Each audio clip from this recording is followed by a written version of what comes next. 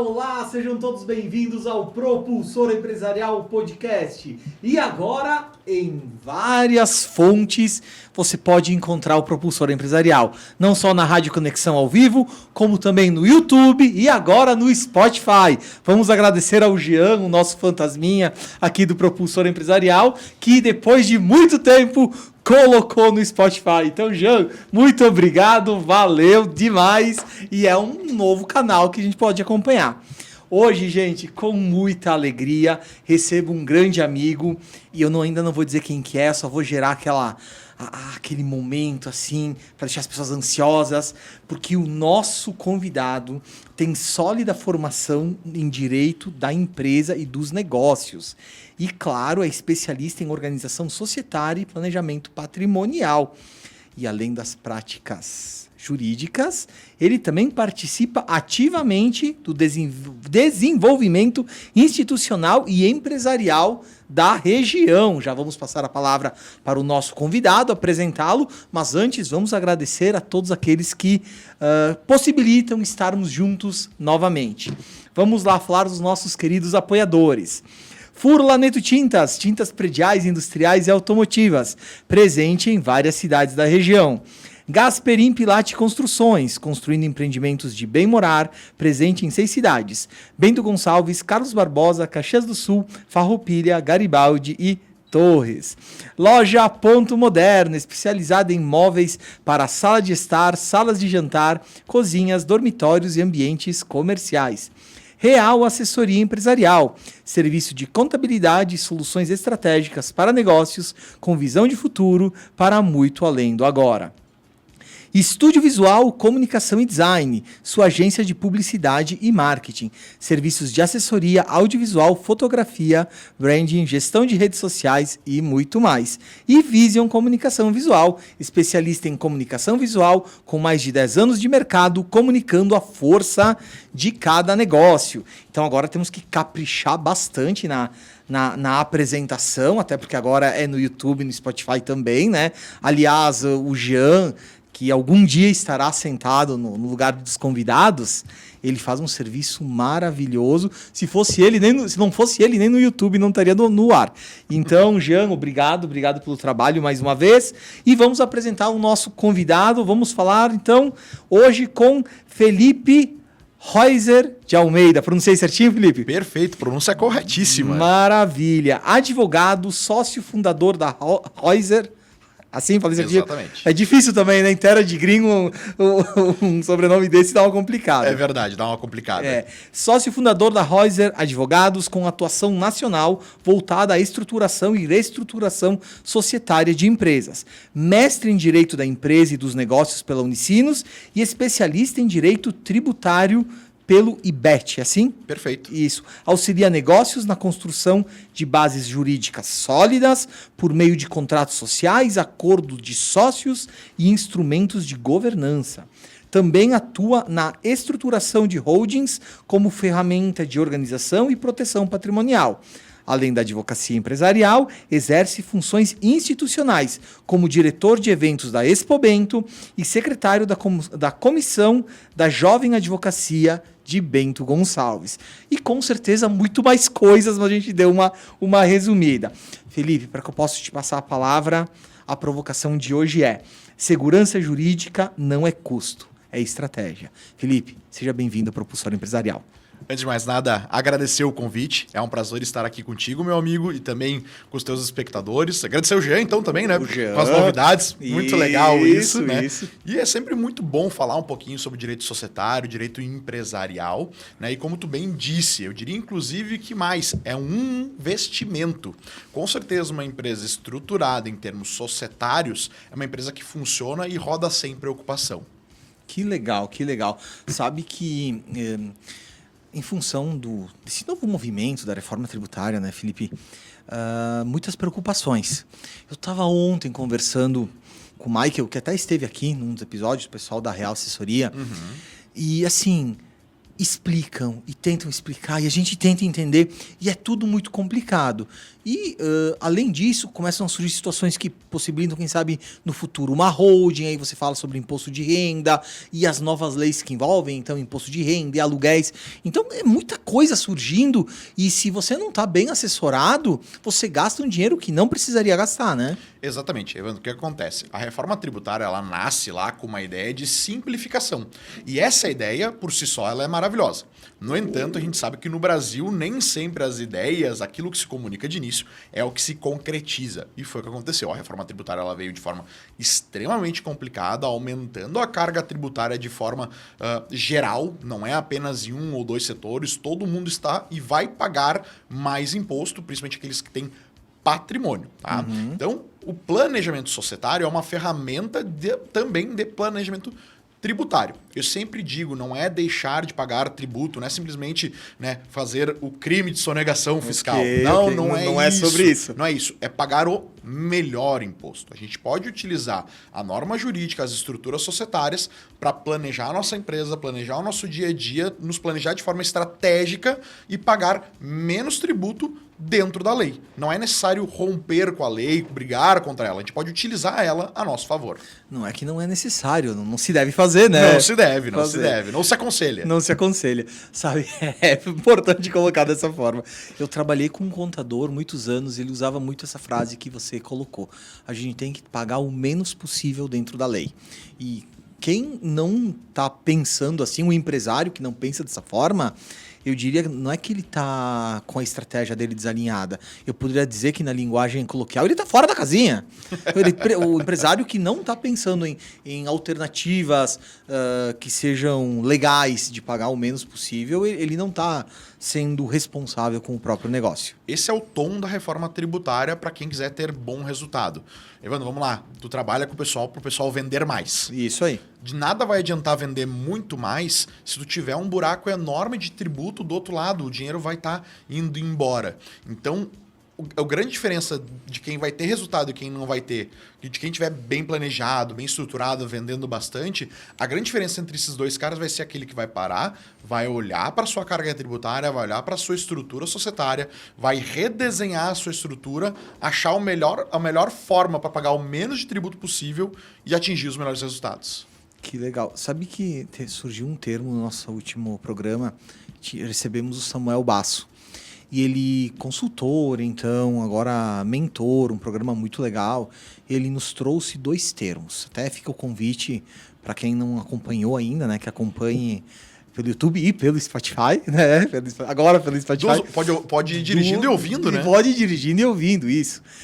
E melhor do que dirigindo e assistindo, que também não pode. Pode dar problema. Pode dar problema. Vai precisar ligar lá pro Eduardo, nosso colega do BNI, com uma questãozinha de trânsito. Isso mesmo. Isso podendo evitar melhor. Exato, sempre. E ele usou a termologia save money e make money. Sendo make money o ato de buscar dinheiro e save money o ato de economizar dinheiro. E me parece que os empresários precisam estar com os olhos abertos nessas 2 direções.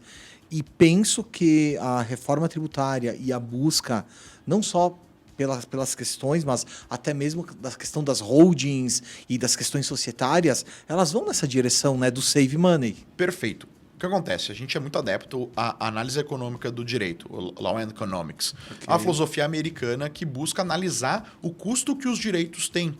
E lá dentro existe a teoria que diz o seguinte: a gente sempre vai optar pelas opções menos custosas. Então, isso tem que ser um norte. A gente tem que optar pelas estruturas societárias, estruturas tributárias que sejam menos custosas, que vão nos trazer menos custo com tributo e afastar esse custo ao máximo quando for possível. Que legal, que bacana. E aqui não tem como não trazer uma pergunta, porque eu gosto muito de provocar. Porque assim, quando a gente está trabalhando em qualquer ramo, ninguém liga pra gente para ver como a gente tá. Normalmente tem um problema. É verdade. Tem uma situação para resolver. E nessa questão, eu te pergunto, na tua visão, qual é o maior erro jurídico que os empresários aqui no Brasil cometem? Claro, não por má fé, mas por falta de orientação, por falta de estratégia, por falta de conhecimento. Evandro, perfeito. Não existe má fé aqui. Exatamente. Claro, ninguém deixa de pagar por uma fé, claro, nunca. Imagina. Mas nem olhando para o cara que deixa de pagar, eu estou olhando para o cara que não para olhar para esse planejamento societário, por exemplo, esse planejamento tributário. O empresário, a história do empresário brasileiro, com raríssimas exceções, é o cara que começou num chão de fábrica, identificou uma oportunidade, uma dor, e suou, e trabalhou, e trabalhou, e trabalhou. É o que a gente faz, né? E segue trabalhando até hoje, sem tempo para olhar para outras questões. Ele está focado em ganhar dinheiro, em produzir, em pagar salário, pagar imposto. É isso que ele está preocupado. Ele não se dá o direito de parar, sentar e observar as opções societárias, tributárias, contratuais que ele teria. E tá tudo certo, é para isso que serve o advogado. Então eu sempre digo, quando você vai começar a sua empresa, a primeira coisa que você faz, uma das primeiras, na verdade, é chamar um contador para abrir o teu CNPJ. Certo. Nesse momento seria o ideal, né? A gente sabe que o ideal às vezes não é possível, é que um advogado estivesse contigo naquele momento. Perfeitamente. Para também começar a olhar questões contratuais. Vamos lá, você vai começar uma empresa, você vai alugar um imóvel. Tem que ter um advogado olhando esse contrato. Sim. E hoje a gente vê uma questão ainda mais interessante, que é, antigamente, quando o empresário começava, tinha algum instrumento contratual que ele precisava analisar, ou ele pedia para algum amigo, ou pedia para um contador, que já era uma excelente ajuda em alguns casos, né? Hoje em dia, o contador também não é mais consultado, o amigo não é mais consultado.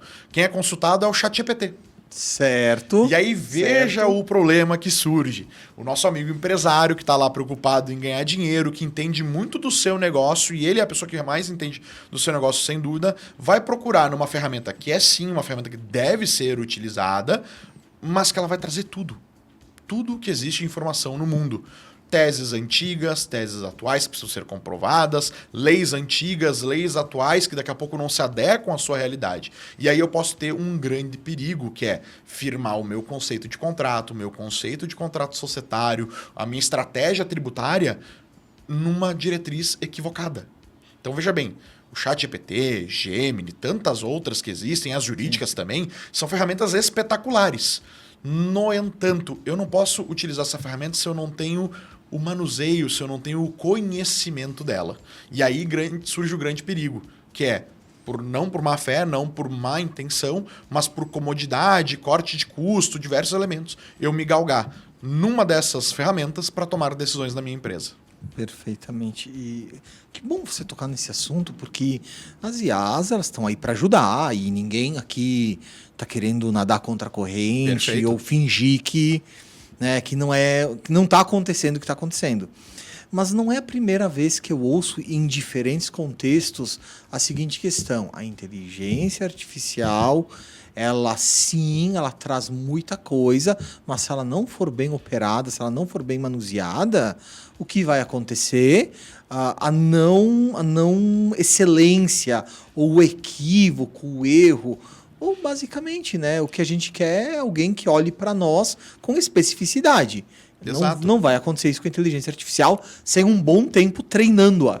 Exatamente. Montar o agente para saber utilizar uma inteligência artificial é ponto fundamental. Isso aí. Por exemplo, quando a gente utiliza uma inteligência artificial para nos auxiliar na análise de um contrato, por exemplo, é muito importante pedir para ela, no mínimo, três visões. A primeira, uma visão central, sem partido. Uma segunda visão pela ótica do contratante. E uma terceira ótica pela ótica do contratado. Porque colocando esse agente que vai advogar para um lado ou para o outro, os resultados são totalmente diferentes. E assim, por exemplo, a gente começa a utilizar uma ferramenta como essa para trazer visões diferentes. Às vezes, vamos lá, tu tá lá num contrato com um cliente, pediu para te dar uma revisada, dar aquela analisada, ver os perigos. Tu já leu ele uma, duas vezes, já fez diversos apontamentos. Tu já tá com uma leitura viciada. Certo. Então, tu utilizar uma ferramenta para ela fazer uma nova análise com uma ótica diferente, com um agente programado para ser um agente contrário a você, é uma excelente ferramenta. Mas volto a dizer, tem que saber distinguir aquilo que é real, aquilo que é fato, e até questões negociais. A pessoa, você coloca lá, ele analisa algo que você negociou com o seu parceiro e manda aquela análise contrariando tudo que você negociou. Porque você não ajustou o agente, porque você não entendeu, não tinha uma pessoa que compreendia as nuances negociais daquele contrato. Isso é muito interessante porque como impactou todos os negócios, a própria atividade de advogado, a própria atividade de médico. Daqui a pouco, se você faz um upload, o cara vai fazer um diagnóstico para ti, o tal da IA vai fazer um diagnóstico. Mas tu vai confiar nisso? Mas, vamos lá, Né? vamos dizer que você está tomando um remédio. Isso. E o seu exame está alterado por causa daquele remédio e é perfeitamente natural. É isso aí. E você coloca lá, mas não coloca essa informação para IA. E ela vai dizer que é aquele clássico, você vai morrer. E aí tu te apavora e sai correndo desesperado. Não, e ainda é legal que a IA, se tu não pede pra ela não puxar teu saco, ela fica te bajulando e te bajulando. Imagina ela te bajulando e dizendo, olha, você vê, com todo o teu jeito especial, você será um anjo excelente. Será ungido. Será ungido, meu Deus do céu. Enfim, mas olha só que legal, isso serve pra gente até estruturar a nossa próxima pergunta, porque imaginemos nós assim, dois amigos que trabalharam, isso é a história contada recorrentemente. Dois trabalharam juntos em uma empresa e estavam se ajudando e resolveram sair da empresa e montar juntos um negócio. E aí é tudo, é amor e a paixão, né? Aí tá funcionando muito bem, não tem questão, tudo certo. Mas, obviamente, depois do contrato que não fecha, ou do financeiro daquela apertadinha, pode ser que comecem conflitos. E aqui eu quero pedir algo bem específico, porque serve para todos que nos ouvem. Em que momento o contrato social passa a deixar de ser um elemento de burocracia, e começa a ser um elemento que protege o negócio? Especificamente. Certa vez você me contou uma história, obviamente não precisa entrar em nomes, mas se você entender que soma, eu gostaria que trouxesse. Não, perfeito, vamos lá. O contrato social bem feito em um acordo de sócios, ele é essencial no primeiro segundo da empresa. O que acontece? Quando a gente abre uma empresa lá na junta comercial, o nosso contador vai lá, cadastra, a gente ganha o nosso CNPJ e sai a nossa personalidade jurídica, é gerado um contrato social padrão da junta. Ele segue o básico que a lei determina. Então ele é bem feijão com arroz. Ele não tem grandes relações, grandes inovações, grandes controles. Então ele é bem padronizado, tá? Então eu diria que no primeiro momento onde você abrir uma empresa com um sócio, você deveria olhar sim para isso. E eu sempre dou o exemplo, né, Evandro? Vamos lá, você passa quanto tempo no seu trabalho durante o dia? 12 horas, tranquilamente. Então tu passa 8, 12 horas convivendo com o teu sócio. Aí tu vai para casa e convive 3, 4 horas com a tua esposa e depois vai dormir. Isso aí. Então veja bem, quando tu tem uma sociedade, tu passa mais tempo te relacionando com o teu sócio do que com a tua esposa. E eu te pergunto, se nos casamentos, se nos relacionamentos amorosos... 3 horas é quase demais.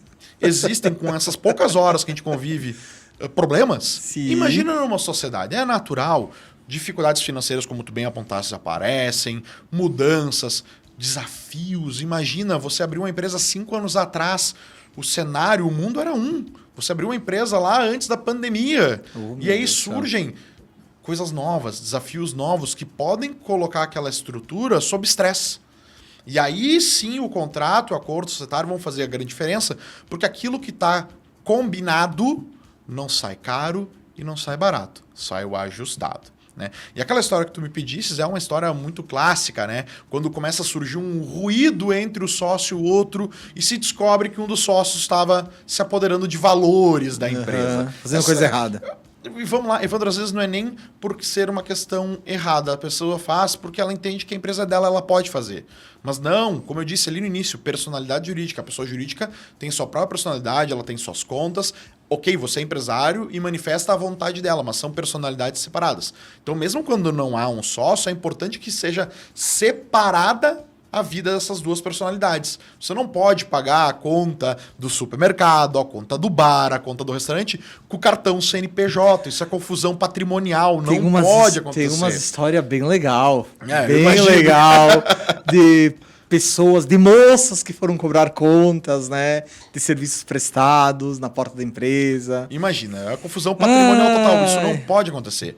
E aí quando a gente tem, voltando por exemplo ali que eu trazia, né, 2 sócios que um deles acabou se apoderando de valores da empresa, mesmo que de forma não de má fé, como a gente falou antes, né, por não entender que havia uma separação, o contrato social que prevê uma exclusão extrajudicial resolve o problema. Senão, eu teria que enfrentar toda uma ação judicial que levaria muito mais tempo, deixaria a empresa sofrendo por mais tempo. Imagina o clima de uma exclusão judicial, o tempo que levaria, o estresse com advogados e tudo mais. Então, esse é um exemplo ruim. Eu não gosto muito dele, Evandro, para falar bem a verdade. Perfeito. Eu prefiro o exemplo contrário. Quando a gente teve um cliente onde um dos sócios quis ir embora para empreender de outra forma e de forma super tranquila, super combinada, ao invés de notificar a empresa e pedir a sua retirada, que nós fizemos um ajuste lá na forma de apuração de haveres e o pagamento ele ficou mais alongado do que é o tradicional. O tradicional, se for olhar lá no Código Civil, ele vai prever que você, a partir da notificação, tem 60 dias para sair da empresa e mais 90 para fazer a apuração de haveres, descobrir quanto é que a empresa vale e pagar a parte daquele sócio. Né? Isso é o que está lá na lei. Se eu não fizer uma modificação no meu contrato social, é isso que vem, é isso que vai acontecer. Ali nós tínhamos feito uma modificação. A apuração de haveres ela acontecia dentro de um determinado prazo e ela era paga em 24 parcelas. No entanto, esse sócio precisava empreender nesse novo empreendimento e queria dinheiro o quanto antes. Então, a gente sentou, conversou e o sócio que ia ficar com a empresa, ao invés de ser notificado, e tudo tranquilo, sem briga, veja bem, é uma notificação tranquila. Ao invés de esperar a notificação, ele disse, eu te compro por tanto. E fez uma oferta, era menos do que a empresa valia, por óbvio, mas fez uma oferta à vista. Os dois se separaram, um saiu da empresa para tocar seu novo negócio, o outro permaneceu, são amigos até hoje, inclusive esse que saiu presta serviço para outra empresa até hoje. Que legal. Então que veja, legal. não é só de exemplos ruins que a gente vive. Sim. O contrato social e o acordo de sócios, ele vai existir principalmente, tu anotou bem, para proteger a empresa, a continuidade da empresa. Protegendo a empresa, eu protejo os sócios. É uma consequência natural. Como se fosse um guarda-chuva. Um guarda-chuva, perfeito. Muito bem, muito bem.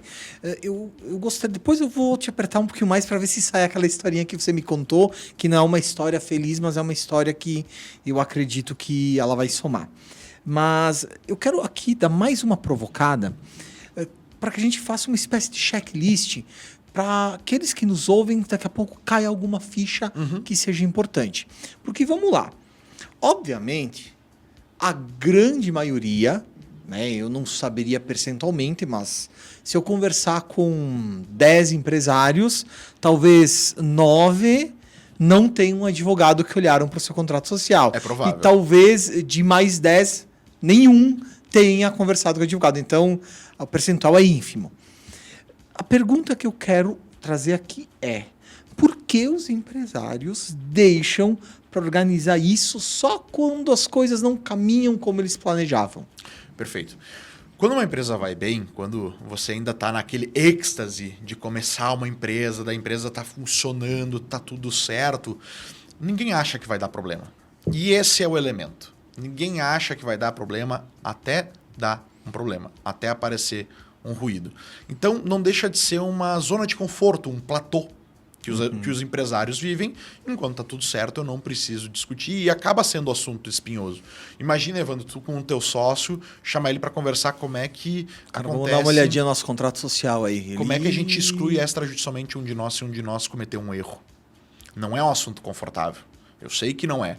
Mas justamente por não ser um assunto confortável, ele deveria ser tratado quando tudo está confortável. Certo. Quando tudo está tranquilo. Aí seria o momento realmente de tratar sobre ele. E não quando surgiu o desconforto.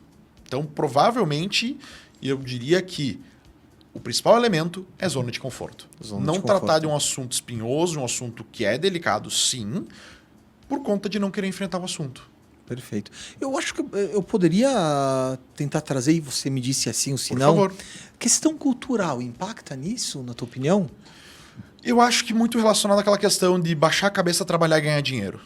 O nosso empresário ele tem essa cultura. Ele vai para a empresa para ganhar dinheiro. Certo. A maioria dos nossos grandes empresários de primeira e segunda geração, eles não são empresários que foram estudar para abrir a sua empresa. Não, eles foram pro chão de fábrica, eles foram sujar a mão de graxa para ganhar dinheiro. Então, o mais importante para eles é isso, é o dia a dia, é a labuta, é o chão de fábrica. Isso é cultural. A gente começa a ver uma terceira geração que já fez um processo contrário. Até por ter condições, né? Por Sim. ter um pai, uma estrutura familiar, uma mãe por trás, que deu essa condição familiar, estrutura familiar, deu essa condição de poder entrar numa empresa depois de ter feito um curso, uma faculdade de administração, de engenharia de produção, a faculdade aqui pouco importa qual delas, Sim, mas que sim, te sim. traz uma nova visão, uma visão diferente de Ou quem... seja, já começa com preparo. Já começa com o preparo, já ouviu, já teve uma cadeira lá na faculdade, um colega, alguém que comentou da importância de olhar para esses instrumentos. Enquanto o pai e o avô só tinham uma preocupação: fazer a empresa não parar. Então, sim, uma questão cultural muito forte. Pergunto, porque agora você falou em segunda, terceira.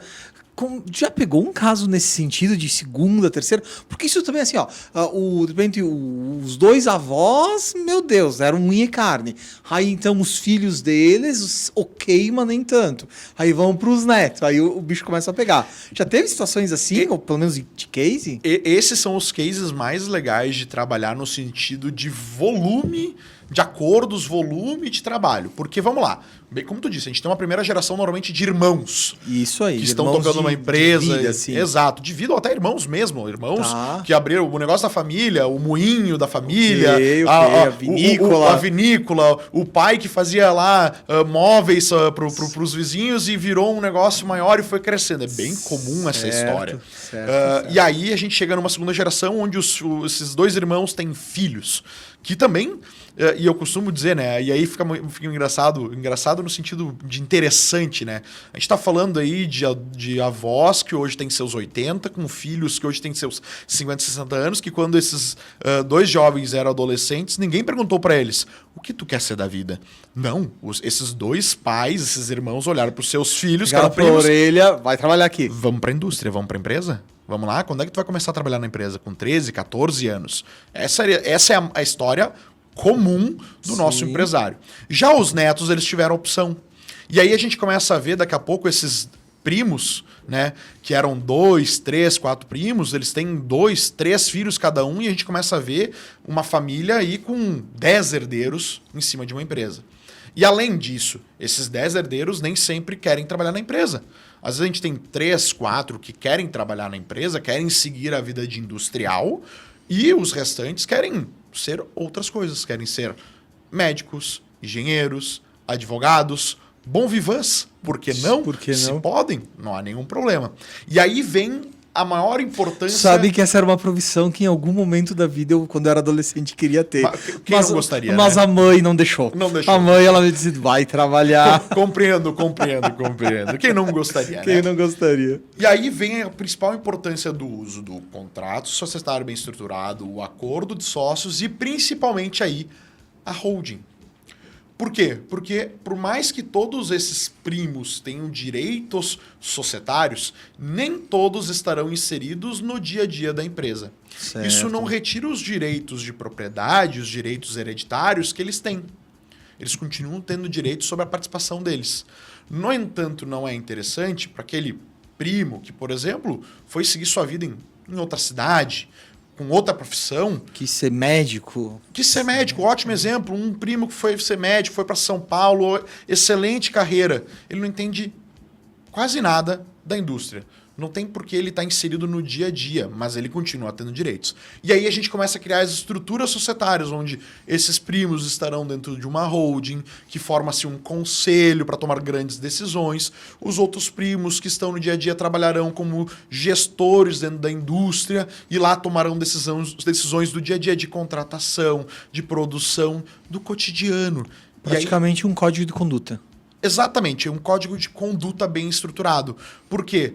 Porque não é interessante que eu envolva esse médico que está lá em outra cidade trabalhando, o bom vivan, o engenheiro que trabalha que abriu uma construtora, por exemplo, no dia a dia da indústria. Ele não está inserido naquele dia a dia. E ele nem quer na maioria das vezes. Mas ele tem direitos. Então a gente precisa respeitar isso também. Sim. E aí vem a criação das grandes estruturas societárias. Que legal, que legal. E aqui foi muito bom que a gente tocou no assunto das holdings, porque é justamente esse é o próximo ponto que eu quero abordar contigo, Felipe. Porque assim, vamos lá. Vamos dizer que de uns 5, 6 anos para cá, o termo holding acabou ganhando, vamos lá, 10 anos, vai. Sim. 10 anos, acabou ganhando um tipo de notoriedade. Como se fosse uma carta coringa de um jogo. Tá com um problema. abre uma holding. Então, abre uma holding. Então, a coisa, eu percebo, até por algum momento ter ido me informar um pouquinho sobre isso e tal, eu percebo que existe uma banalização do termo que faz com que talvez alguns elementos sejam enfraquecidos do tipo de solução que a holding pode trazer. Por isso que eu te pergunto, para quem faria mais sentido hoje, em que situações fariam sentido, além dessa que você pôs, de olharmos com mais carinho para esse tipo de solução que é a holding? Legal, baita pergunta, Evandro. Vamos dar um passo atrás. A holding, ela vem do verbo to hold, é uma nomenclatura americana, e o to hold é segurar. Okay. Então a holding ela existe para segurar algo. No Brasil que a gente começa a ter as nomenclaturas diversas. Holding de participação, holding imobiliária, holding mista, holding familiar e assim por diante. Então existem vários tipos de categoria ainda por cima. Vamos lá, não são categorias, são nomenclaturas. Porque, Okay. vamos lá, uma holding nada mais é do que uma empresa, uma pessoa jurídica, que vai segurar, to hold, holding, um conjunto de bens. Podendo ser ações acionárias de uma empresa, cotas de uma outra empresa, bens móveis e imóveis. Você pode ter lá, por exemplo, uma coleção de carros antigos dentro de uma holding para fins de organização. E, claro, o objeto clássico que virou a coqueluche, né, nos últimos anos, a holding imobiliária, para segurar os bens imóveis de uma família. Por que se faz isso normalmente? Tá? E aí o primeiro termo ele vai ser também o mesmo motivo que a gente vai ter uma holding em cima de uma empresa. Organização patrimonial. Eu quero organizar o meu patrimônio dentro de um guarda-chuva. Ter uma gestão centralizada, uma equipe ou uma contabilidade que gerencia aquele patrimônio de forma uníssona dentro de uma empresa, uma personalidade jurídica.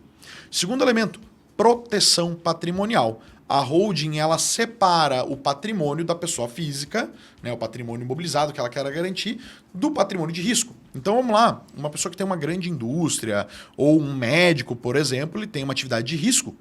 Riscos trabalhistas, riscos fiscais e tantos outros, riscos financeiros. Então eu separo o patrimônio e crio uma barreira de proteção. Muito cuidado aqui. Eu não gosto e não utilizo o termo blindagem patrimonial. Ok, a gente ouve esse termo muito. Exato. Por que eu não gosto de usar? Tá? O termo blindagem patrimonial ele vai dar uma falsa impressão de proteção 100%, de uma proteção intransponível. E não, a holding não é uma proteção intransponível. Eu sempre costumo dizer, você tem o seu conjunto de bens lá dentro da sua pessoa física. É como ter uma casa bem estruturada, com portas resistentes, janelas resistentes bem fechadas. A holding é o equivalente a pegar esta mesma casa, puxar um muro de contenção de 3 metros de altura, passar arame farpado, cerca elétrica, botar câmera de segurança, alarme e 2 pastor alemão dentro do pátio. Veja bem, eu melhorei muito a proteção do meu patrimônio. Eu deixei ele muito mais protegido. Ele é intransponível? Não. Se alguém chegar lá com um tanque de guerra e destruir o meu muro, o pobrezinho do meu pastor alemão vai sair correndo porque ele não é burro de brigar contra um tanque de guerra. Perfeitamente. Então, veja bem, eu sempre uso essa simbologia para demonstrar que a holding ela melhora a nossa proteção patrimonial, ela cria barreiras. No entanto, ela não é intransponível. Por exemplo, nada adianta eu montar uma holding oriunda de fraude, de desvio financeiro, tentando fraudar credores. Aí ela não vai adiantar de nada, né? Inclusive vira-se crime, e é isso que a gente deve estar ao máximo. Tá? Outra questão que envolve muito a holding é a questão sucessória. Eu passar os bens para os meus filhos de forma segura. Eu poder colocar lá cláusulas, né, de usufruto. Ou seja, eu passo uma casca vazia para o meu filho. Ele vai ter as cotas, mas ele não vai ter os bens e direitos ainda do que tem dentro daquela empresa. Em vez de doar os imóveis, eu dou as cotas, né, nesse caso. E coloco cláusulas que não permitem comunicar com cônjuges, que não permitam ele alienar, vender essas cotas e também não permitam ele dar como garantia, por exemplo, até que elas sejam efetivamente dele. Outra questão também que protege, quando temos filhos pequenos, nós não sabemos qual é o destino que esses nossos filhos terão. Se os cônjuges desses filhos serão pessoas de qualidade, pessoas que vão zelar pelo patrimônio familiar. Então a holding também cria uma barreira quanto a isso, uma vez que não é permitida a entrada de terceiros dentro da empresa, né? É necessário ter affectio societatis. Além disso, né, que o afeto entre sócios, o latim, o advogado adora. Eu ia perguntar, cara, tu veio com um advoguês aí, eu meio que eu não entendi, se puder repetir, eu agradeço. Vamos lá, o affectus societatis, isso vale tanto para holding quanto para empresa tradicional. Isso aí, na minha época de adolescente, chamava balaca, tá? Balaca. Tudo bem. Qual é o advogado que não gosta de largar uma frasezinha em latim? Legal, É padrão, legal. é padrão. Advogado e o padre, né? Exato. Então, assim, para que haja sociedade entre mais de um empresário, é necessário ter afeto entre esses sócios. Então, não pode um estranho entrar na empresa. Mas, claro, isso já é um de conhecimento, mas a gente cria instrumentos societários para barrar ainda mais a entrada de um terceiro dentro da empresa. E por último, e aí que é o que vem grande, por isso que eu deixei por último, a grande discussão, planejamento tributário. Pagar menos tributo. Mas calma lá. A reforma tributária trouxe novas tributações para a pessoa física e também para algumas empresas. Então é preciso analisar caso a caso para ver se há necessidade de colocar uma holding. Né? Vamos lá, vamos pegar um cliente que tenha lá seus 5 milhões de patrimônio, um excelente patrimônio. Será que é caso de holding? Se ele tiver 10 imóveis, um que ele mora, 9 que ele aluga e tem aluguel desses imóveis, talvez seja sim o caso de ter uma holding. Bom, mas ele tem 5 milhões em imóveis, 2 milhões é de um imóvel que ele reside e 3 milhões um imóvel na praia. E esse imóvel na praia não aluga, não bota nem Airbnb nem nada. E 4 terrenos. Talvez não faça sentido. Então a holding é sim uma ferramenta espetacular de planejamento patrimonial, familiar, organização de patrimônio, sucessória. Ela é tudo isso. No entanto, ela não é um remédio pronto. É necessário fazer anamnese, entender qual é a realidade fática do teu cliente, compreender quais são as dores, o que ele está querendo buscar com aquilo. Porque às vezes, vamos lá, a gente já pegou casos lá no escritório de clientes que chegaram dizendo eu preciso montar uma holding para passar os imóveis para os meus filhos. Beleza, vamos olhar o que você tem. 2 apartamentos, um para cada filho. Poxa, vamos fazer a doação com reserva de usufruto, com cláusula de impenhorabilidade, incomunicabilidade e inaliabilidade para teus filhos. Eles não vão poder vender, eles não vão poder dar como garantia, não comunica com os cônjuges até que tu venha a falecer. E tu já fez a transposição dos teus imóveis para o teu filho, pagou menos tributo. Porque o que tu está querendo evitar? É os 6% em causa-mortes. Tu está querendo pagar 4% em vida e deixar organizado, evitar todo aquele testamento, inventário, brigas. Até mesmo se tiver que vender alguma coisa depois para cobrir algum custo, vai ficar mais fácil, né? Exatamente. Então, cada caso tem a sua estratégia específica. A gente não pode tratar todo mundo igual.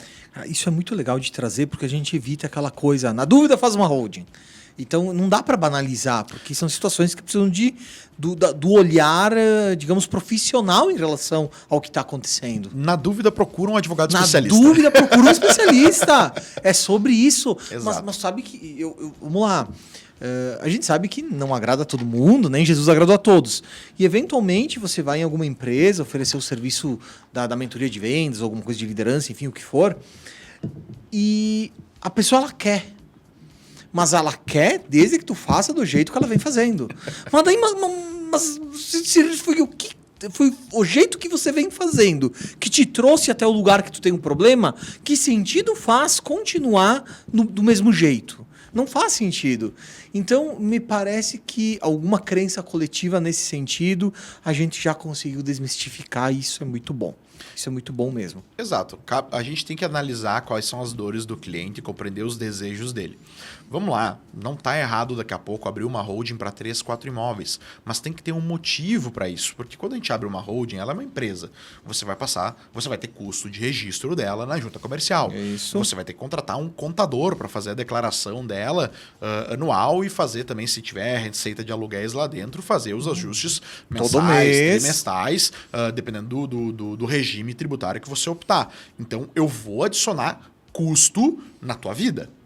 Ok, é um custo da holding do CNPJ, da mesma forma que tu não pode pagar o restaurante, o bar, a loja de roupa com o cartão da empresa, tu também não deve pagar as contas da empresa na tua pessoa física. É importante separar isso, né? Então, assim, eu vou adicionar custo na tua estrutura. Esse custo tem que ser justificado. Claro, daqui a pouco, Evandro, o cliente quer porque quer, ele entende que ele precisa, ele tem um grande medo de alguma coisa, alguma questão por trás. Tudo bem, eu como advogado preciso colocar o cenário real para ele, o que é vantajoso, o que não é, apresentar as cartas e os caminhos possíveis e auxiliar ele na decisão dele. Por mais que daqui a pouco ele opte por um caminho que eu não concorde, se aquele caminho não for ilegal, não for um crime, não for trazer um grande problema para ele ou para mim, cabe a nós como advogados apoiar ele. Avisando dos riscos e benefícios, mas cabe a nós apoiar a decisão dele. Perfeito. Sim, porque no final das contas a empresa é do cara. O dinheiro é dele. O dinheiro é dele. Muito bem. Muito bem. Felipe, eu gostaria de... Porque aqui você já deu muitas dicas, mas eu quero voltar um pouquinho para aquele raciocínio do checklist para a pessoa se dar conta do quanto seria bom, quem sabe, buscar um profissional que a instruísse. Porque vamos lá, você foi chamado para reestruturar toda essa questão jurídica do contrato social de uma empresa, código de conduta para os sócios, todo esse cenário que você traçou. E nisso, obviamente, você é uma das suas atividades mais recorrentes. Qual é o sinal mais comum, assim, aquele que você bota o olho e diga, tá aí, ó, mais um para conta. Qual é o sinal mais comum de empresas que cresceram sem essa base jurídica adequada? Vamos lá. Um sinal muito comum é quando decisões do cotidiano, mas que são decisões mais importantes, começam a ser postergadas porque é um assunto espinhoso, porque é um assunto delicado ou porque não há uma diretriz estruturada. Esse é um dos primeiros sintomas. A procrastinação. Quando eu, por exemplo, tenho que mudar a minha sede de lugar, mas eu não sento para conversar com o meu sócio porque a gente está instalado no imóvel da família dele. Veja bem. Olha como a gente tem um problema. Eu tenho medo de tratar daquele assunto porque eu vou perder... A família vai perder rentabilidade, vai perder aquele aluguel... E aí eu acabo prejudicando a empresa para não tomar uma decisão que pode criar um ruído, e criando um ruído pode criar um conflito societário, e aí eu não tenho instrumentos que me protejam contra isso. Ou seja, para não me indispor com o meu sócio, eu prejudico a empresa. Exato. Um outro exemplo clássico é, a gente está querendo trazer aqui o funcionário tal que está se destacando, dar uma participação para ele na minha empresa, mas eu tenho medo. Eu não sei como fazer isso, eu vou deixar quieto. Esse é outro sinal bem claro. Calma lá, a gente pode fazer um planejamento de ascensão de um funcionário, né, para ele adentrar na estrutura societária e, se necessário, depois ser retirado de forma estruturada. Então, às vezes, tu fica postergando e corre o risco de perder um excelente funcionário que poderia ser um excelente sócio por medo, por não tocar no assunto. E é uma coisa bem comum que vem acontecendo em muitas empresas, diga-se de passagem. Exato. Hoje a gente tem muita concorrência, a gente tem muita empresa similar no mercado e a gente vê, é comum empresas vindo e pegando bons funcionários de outra empresa por pagar mais salário. Então, a gente precisa reconhecer o trabalho das pessoas e uma excelente forma é dar oportunidade dessa pessoa ascender na vida virando uma sócia. Que legal, muito bom. Felipe, quero dar uma pequena pausa para a gente estar falando aqui sobre todas as questões jurídicas e eu gostaria de conversar contigo um pouco sobre esse outro lado da tua jornada, né? Que é o teu voluntariado, o quanto que você auxilia então as entidades. Conta para nós um pouquinho desse teu trabalho na Expo Bento e na comissão da Jovem Advocacia. Conta um pouco para nós como é esse trabalho, como você se engaja, o quanto é importante pessoalmente para ti. Para mim é muito gratificante, Wando, poder participar dessas entidades e devolver para a sociedade um pouquinho daquilo que a gente teve de oportunidade na vida. Eu costumo brincar. As primeiras oportunidades que a gente recebe são dos nossos pais, que nos sustentam, nos dão uma casa, alimento, uma boa escolaridade. Mas tudo isso só é possível por conta do meio onde nós estamos inseridos. Nós estamos numa cidade, Bento, Garibaldi, Barbosa e região, cidades pulsantes, cidades com economias fortes e com muitas oportunidades que aparecem todos os dias para todo mundo. Se nós não estivéssemos inseridos nesse contexto, não seria a mesma coisa, né? Eu gosto muito da história do Bill Gates, né? Perfeito. Bill Gates é genial. Certeza que se ele tivesse nascido em qualquer outra cidade, ele seria um grande empresário. Mas ele veio a calhar de nascer na única cidade da região que tinha um computador no colégio. Pronto. O meio, a sociedade entregou para nós uma das maiores empresas de computação, de computadores do mundo. Então veja como a sociedade, como o meio ao qual nós estamos inseridos, ele é muito importante. Então devolver para a sociedade de alguma forma, retribuir para a sociedade de alguma forma, para construir, deixar ela melhor, para mim é um legado sem valor. Assim, possível de ser estimado. É um valor intrínseco enorme. Quase intangível. Quase intangível esse valor, né? E aí a atuação na Seja, né? Começar essa história um pouco mais curta, comissão da jovem advocacia de Bento Gonçalves como secretário, é algo que muito me alegra para poder auxiliar e abraçar aquele novo advogado. Aquela pessoa que passou 5, 6 anos estudando, foi lá, fez sua prova da OAB. E sofreu mais um pouquinho, porque dizem que essa não é fácil, né? Mas é necessária. É necessária porque isso nivela, isso entrega bons profissionais ao mercado. Legal. Então é uma barreira importante. Poder aconselhar, ajudar, estender uma mão para esse colega dizer, vamos lá, vamos junto, o que a gente pode fazer para te ajudar, o que a gente pode fazer para crescer, quais são tuas dores, quais são tuas dificuldades, vamos empreender. Me dói muito quando eu vejo alguém que passou por 5, 6 anos de faculdade, passou na prova da OAB, olhando e dizendo assim, eu vou mudar de áreas, eu vou para tal área, porque no direito não deu certo. Isso me dói muito, me incomoda muito. Então, o motivo de eu querer e de eu gostar muito de participar da Seja é esse. Poder apoiar, estender uma mão para o nosso jovem advogado para que ele possa aí construir uma carreira brilhante. Que legal. E muita generosidade, inclusive, considerando que boa parte dessa galera vai ser concorrente. Sim. Mas eu gosto muito de um termo, Evandro, que é a necessidade de competir. Eu vou cooperar, e está muito ligado ao Beni também, essa filosofia. Perfeito. Eu vou primeiro cooperar para competir. Porque se eu tiver competidores lá fora de extrema qualidade, todo mundo ganha. A pior coisa para um bom profissional é um profissional ruim que polui o mercado na mesma área que ele atua. Perfeitamente. Então, se eu tiver bons competidores, todo mundo cresce junto. Eu vou pegar esse gancho, se você me permite, porque eu acho que cabe aqui um relato, principalmente porque quem nos escuta eventualmente reclama da tal da concorrência e mais ainda da concorrência quando ela é desleal. Assim, em algum momento, eu fiz as minhas formações de PNL com a Zélia Vilarinho. Fez um trabalho por muitos anos em Bento Gonçalves e agora ela atua mais na região de Porto Alegre.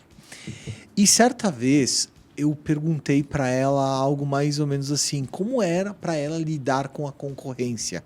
Porque eu estava meio machucado com essa coisa da concorrência, preocupado, porque, enfim, concorrência sempre teve e sempre vai ter. E ela me olhou e na época eu não entendi. E ela falou, Evandro, não tenho concorrente. Inclusive me soou um pouco até prepotente e arrogante. Um pouco de arrogância, um pouco. Mas eu precisei tomar na cabeça um monte para entender exatamente o que ela está falando. Não tinha a ver com autoconfiança, tinha a ver com identidade. Porque quando a gente coloca identidade no nosso negócio, na nossa atuação, na maneira como realizamos a nossa atividade, é incrível como as pessoas que vão ter sinergia conosco não vão nem fazer outros orçamentos. Acabou a concorrência, porque você colocou identidade na tua atividade. E isso seja na mentoria de vendas, ou na mentoria de líderes, ou numa palestra, ou mesmo num evento de treinamento comportamental. Felipe, é incrível como quando a gente coloca identidade, as pessoas simplesmente fluem conosco. Na venda, no segundo momento de compra, e é assim. E eu acho que meio que conversa com o que a gente está falando. Exato, vamos lá. A gente tem 3 advogados de mesma qualidade, preços similares. Provavelmente eles não vão pegar todos os mesmos clientes, porque cada cliente tem um perfil, um gosto. Tem gente que gosta de Ferrari, tem gente que gosta de Lamborghini, tem gente que gosta de futebol, tem gente que gosta de vôlei, tem gente que gosta do Grêmio, tem gente que gosta do Inter. Um pouco mais do Inter. Eu prefiro o Grêmio. Tá, tudo bem. O Grenal, vamos ver depois. Na semana que vem a gente conversa. Estou falando de quantidade. Qualidade, lamentavelmente, eu como colorado. Enfim, vamos trocar de assunto porque qualidade está ruim para os dois. Mas vamos lá, Evandro. Se eu tenho profissionais de extrema qualidade, preços muito similares, pequenas alterações aqui e ali de propostas, algum pesa um pouquinho mais ali, outro do outro lado, e o cliente está optando por aquele que ele mais se sentiu confortável, para aquele que ele se sentiu mais bem relacionado. Vamos lá, vamos dar um exemplo. Daqui a pouco, vou dar um exemplo, uma colega nossa, a Dayana, nós, esse tempo atrás, estávamos com a possibilidade de pegar o mesmo cliente. A Bianchini Advocacia, né? Isso, a Bianchini. Isso. E, claramente, a cliente optou por ela. Nossas propostas eram muito parecidas, porque a gente se conhece, conversa sobre propostas. E vamos lá, a cliente teve uma preferência ela preferiu a Bianchini. Sim. Por N motivos. E tá tudo certo. E eu fico muito feliz que a pessoa foi lá e contratou alguém de mesma qualidade, mesmo nível. Perfeitamente. Eu ficaria muito Sabe que vai estar bem atendida. Exato. Eu ficaria muito incomodado se ela tivesse ido lá e contratado um terceiro com um preço em 10, 20% do que nós cobramos e que não faria um trabalho de qualidade e só iria prejudicar ela. Assim eu sei que ela está bem atendida, essa cliente, e está tudo certo. Da mesma forma que outros colegas já entraram também em disputas por clientes comigo e o cliente acabou fechando comigo. Sim. E não por preço, mas por afinidade. Ele entendeu que naquele advogado ele ia ser melhor atendido ou tinha o perfil que ele precisava. E tá tudo certo. A gente precisa ter opções. Eu digo, nenhum monopólio, nenhuma exclusividade é salutar para o mercado. A gente acaba criando gatos gordos que só querem ratinhos suculentos e não levantam para pegar os outros ratinhos que correm por aí. Perfeito. E acho que vamos combinar, né? Entra na questão da maturidade profissional. Maturidade profissional. Se você tem maturidade, você sabe que eventualmente... Eu estava conversando hoje de manhã. Claro que a gente gostaria que cada enxadada fosse uma minhoca. Perfeito, seria maravilhoso. Seria maravilhoso, mas não é assim. A gente tem que fazer muito trabalho. Algumas pessoas nos dizem sim, outras de repente nos dizem não. E a gente tendo essa maturidade, se lida muito bem profissionalmente com essas questões. E sabendo que sim, por N motivos, a pessoa pode ter a preferência, e é direito dela, de fazer trabalho A, B ou C, com o profissional A, B e C. Nós só conclamamos, e isso eu defendo como propósito. E aí, dentro até da mentoria de vendas. Tu é um bom profissional? Sou um bom profissional. Tu é diferente? Sou diferente. Ok, então entende. Toda vez que você vende, você impede que o picareta venda. Exato. Então, aquela pergunta que a gente faz, sacada. é aquela pergunta que a gente faz no BNI para os novos membros. Tu te considera um profissional de excelência? Se sim, aqui é o teu lugar. Exatamente. E a gente não está dizendo que todo esse processo é fácil. Não. Que envolve o ego, envolve a vaidade, a autoconfiança. E isso até entra na... Eu não me aprofundei tanto assim, mas existe um olhar psicológico da psicologia que fala sobre a síndrome do impostor. Então, essa caminhada, digamos assim, de olhar da evolução do profissional em relação às vendas ou às não vendas, a essa maturidade que a gente se refere, ela não é uma caminhada simples. E tu sabe que uma coisa que eu aprendi, Evandro, o não é a melhor notícia que um vendedor pode ter, que um comercial, que um advogado, que um empresário pode ter. A pior coisa na vida de um empresário, de um advogado, é o talvez. Isso. O talvez ele te prende, ele te ilude, ele te segura. O não, ele te liberta. Sim. Não deu certo aqui, vamos pro próximo. Vira a página, vamos pro próximo. O não, ele é libertador. As pessoas não devem ter medo de ouvir o não. Toda vez que a gente acorda de manhã, o não já sai no bolso. Perfeitamente. A gente tem que ir à busca do sim. Perfeitamente. Então, assim, eu vejo às vezes o pessoal com medo, assim, mas se eu ligar, se eu conversar, daqui a pouco vai dizer que não quer, que não aceitou minha proposta. Tá tudo certo. Vai ficar aqui sentado na esperança. Vai ficar esperando, na esperança daquela proposta que nunca vem. Sabe, uma vez, eu nem sei se existe esse verbo, mas eu acho que é bom trazer. O ruim é a esperança do verbo esperar. Uhum. O bom é a esperança do verbo esperançar. Eu nunca pesquisei para ver se existe o tal de esperançar. Mas é ótimo. Mas a lógica que seria um movimento de esperança ativa. É eu acreditar, mas eu me mover em busca daquilo que eu quero. Perfeito. Enfim. É isso. Mas acho que isso soma com o teu olhar. E esse tipo de olhar, eu acho que vale a pena trazer, dessa maturidade, que permite bons profissionais auxiliarem profissionais que estão começando, sem medo de perder espaço, sem medo de nada disso, né? Como eu disse, é uma forma de devolver para a sociedade, primeiro que a gente ajuda advogados a crescerem, a se desenvolverem. No dia a dia, numa dúvida, às vezes, de cotidiano, acabou de abrir o seu escritório, como é que eu faço tal coisa? Isso ajuda a sociedade entregando bons profissionais de qualidade para o mercado. Mas eu quero fazer um elogio aqui público, já o fiz e quero fazer de novo, que eu acho que funciona bem. Há umas semanas atrás tivemos a Bruna, da Aposto Comunicação, nossa colega do BNI. Ótimo. Ela é incrível. Ótima profissional. É uma excelente profissional. E ela com a agência dela, e o Jean aqui que nos assessora também tem agência de branding. E aí eu comentei, Jean, eu gostaria de convidar essa pessoa, tu te importaria, isso de alguma forma te machuca? E aí a gente fala de maturidade profissional. De pronto, o Jean disse, imagina, pode trazer, é bom, é importante, é legal. E aí é sobre isso que a gente está falando, sobre esse desprendimento das vaidades, das amarras do ego que fazem que a gente ter troca e todo mundo crescer. Exatamente. Que legal, muito bom, muito bom. Cara, estamos na reta final, mas eu não posso perder.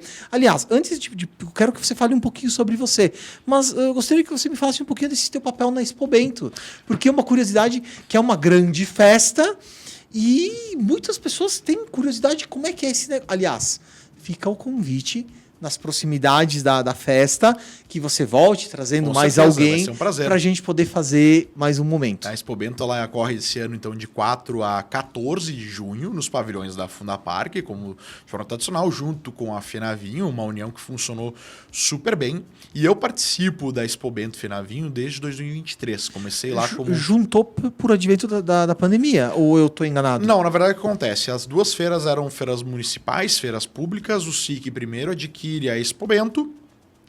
A Fenavinho ela deixa de acontecer por um período, questões financeiras, e o SIG vai lá e compra da prefeitura a Fenavinho. E aí foi implementa... assim que aconteceu. Isso, e ali em 2022, salvo engano, é a primeira vez que elas acontecem juntas, o que na minha opinião é uma simbiose perfeita. Acho que feira e festa, elas dialogam muito bem.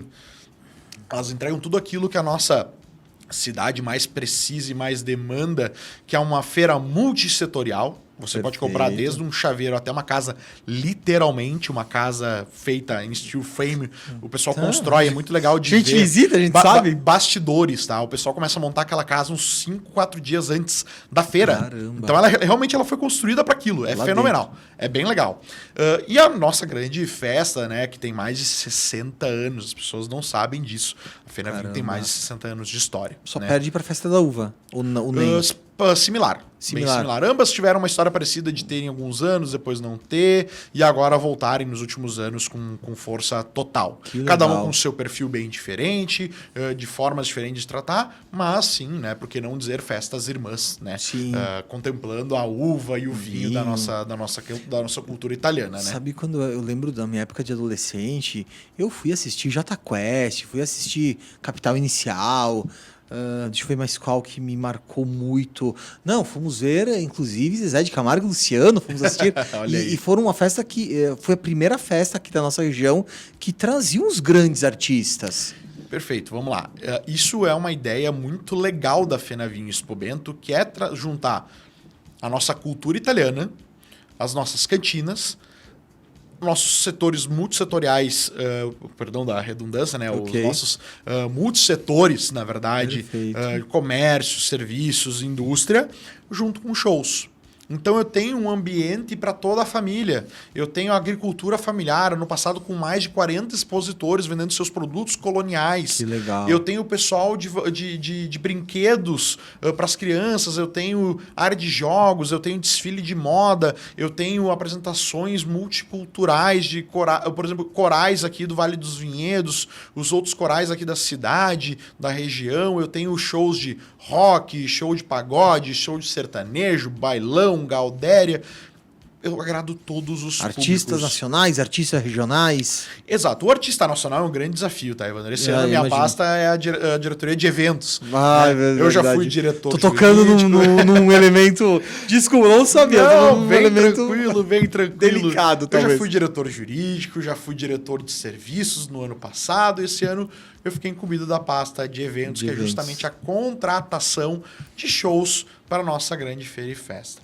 O show nacional ele é sempre difícil de ser trabalhado, Evandro, por dois grandes motivos. Os shows são muito caros, né? Hoje os grandes artistas pedem valores altíssimos, e também a questão que a gente concorre com a época da época junina.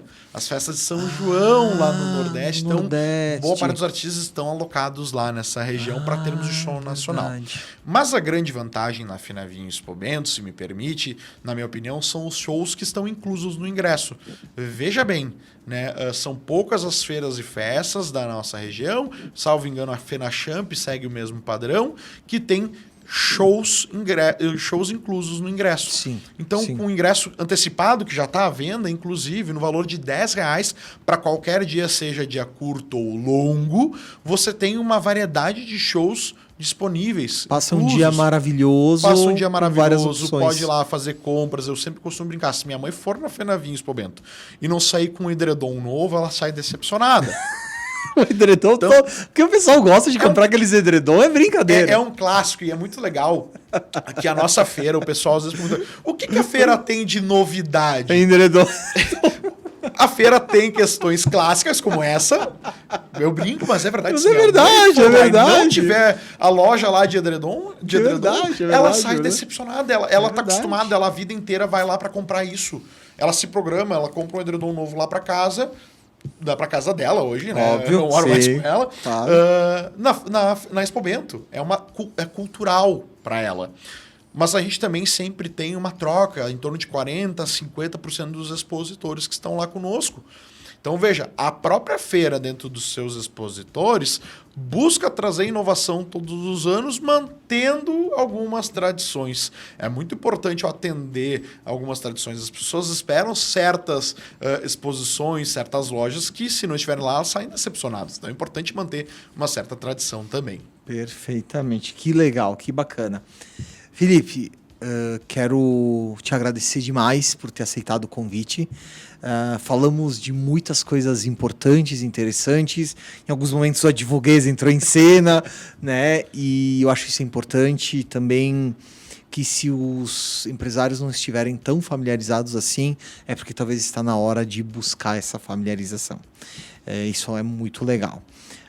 Os teus contatos vão estar no descritivo do YouTube, né? Mas se quiser passar o teu endereço aí no Instagram para o pessoal te procurar, fica à vontade. Claro, fica o convite para nos seguirem na Reuser Advogados. Reuser é o nome alemão, um pouquinho difícil de escrever. Ele escreve com H-E-U-S-E-R, Reuser Advogados. Lá a gente sempre posta muito conteúdo relevante, conteúdos mais densos de reforma tributária, conteúdos densos de direito societário, mas também, às vezes, alguns conteúdos que estão em alta, como, por exemplo, questões do FGC, que todo mundo se preocupou agora no final e início de ano, do Banco Master, etc. A gente também busca abordar lá coisas do cotidiano, do dia a dia que nos afetam, né? Também temos o nosso site, o nosso blog, fica lá, reuseradvogados.com.br. Convido todos a acessarem nosso canal no YouTube também, que é Reuser Advogados. A gente sempre tenta buscar lá uma comunicação sem o juridiquês, uma comunicação direta com os nossos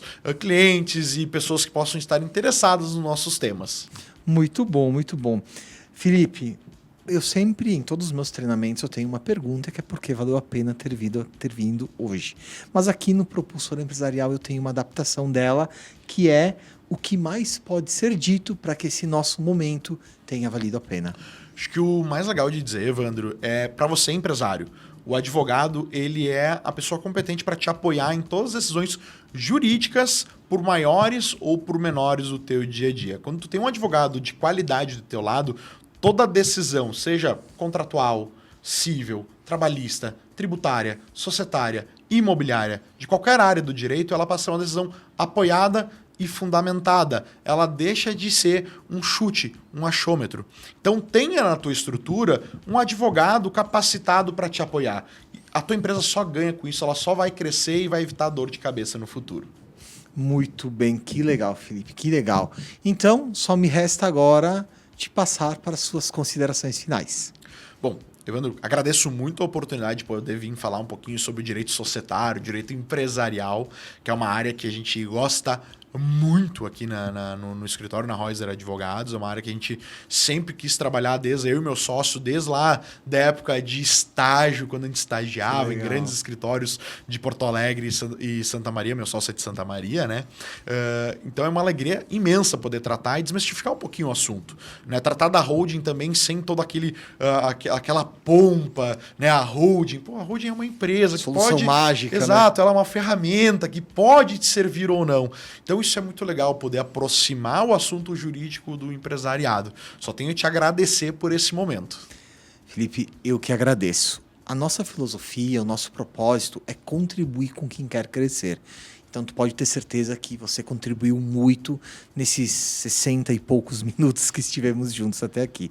Então, muito obrigado por ter aceitado o convite. Te espero novamente. Conta comigo. Né? E, claro, não só para falar desse Bento, mas mais sobre toda essa atividade tão importante para o desenvolvimento do meio empresarial. Muito obrigado, Felipe.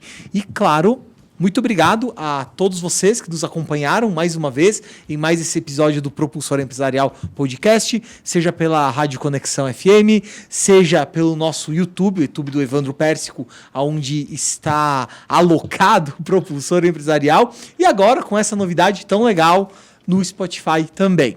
Dito isso, então, comentem, compartilham, curtam, encaminhem para os amigos, para quem vocês entendem que pode contribuir esse cenário e, claro, agradecer mais uma vez pela companhia e pela audiência de cada um de vocês. Um beijo no coração.